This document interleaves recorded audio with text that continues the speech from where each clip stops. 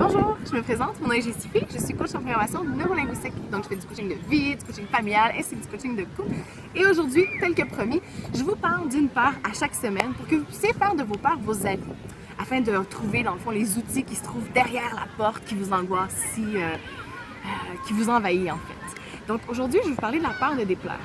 Je vais vous donner quelques exemples, puis si vous vous reconnaissez là-dedans, dites-vous que vous avez peut-être cette peur-là qui se met en vous, qui aurait peut-être besoin d'être accueillie et d'être générée différemment. Donc la peur de déplaire, c'est simple, c'est vous avez peur de dire non, vous avez peur de prendre votre place, vous avez appris à prendre votre place en faisant des choses pour les autres, en les aidant, en les complimentant.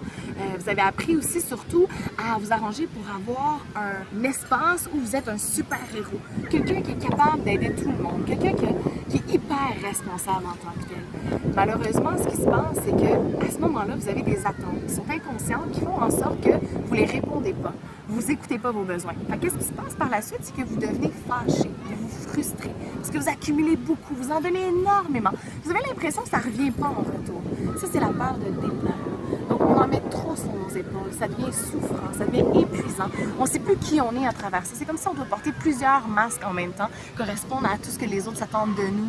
C'est difficile, c'est lourd. Je vous invite à partir d'aujourd'hui à prendre conscience de c'est quoi votre place à vous. C'est quoi la place que vous voulez occuper au sein de vos amis, au sein de votre famille, autour de vous, dans votre société, au travail. Puis vraiment de comprendre, est-ce que vous le faites pour vous ou vous le faites pour les autres? Est-ce que vous le faites pour acheter votre place? Parce que souvent aussi, les gens qui ont peur de déplaire vont acheter les autres pour avoir des gens autour d'eux. Donc, c'est important de comprendre que ces patterns-là sont malsains. Les personnes qui vont être attirées vers vous, c'est des gens qui dépendent de vous par la suite. Vous avez créé cette relation-là de cette façon-là. Donc, ce que je vous invite à faire aujourd'hui, c'est de prendre conscience de votre place, de la place que vous voulez prendre, ce que vous voulez générer comme comportement, par quoi vous voulez être reconnu autour de vous, quelles sont vos forces en tant que telles. Puis, est-ce que vous avez vraiment besoin de toujours dire oui pour avoir une place? Donc, si jamais vous vous sentez interpellé par la peur de déplaire, mais dites-vous en sorte que peut-être que vous avez d'autres peurs, qui sont générées derrière cette peur-là.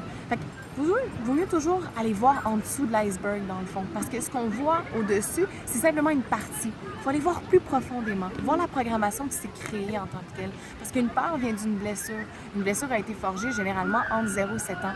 Par la suite, vous avez développé des nouveaux comportements ou des comportements qui vont vous aider à pouvoir survivre, pouvoir prendre une place.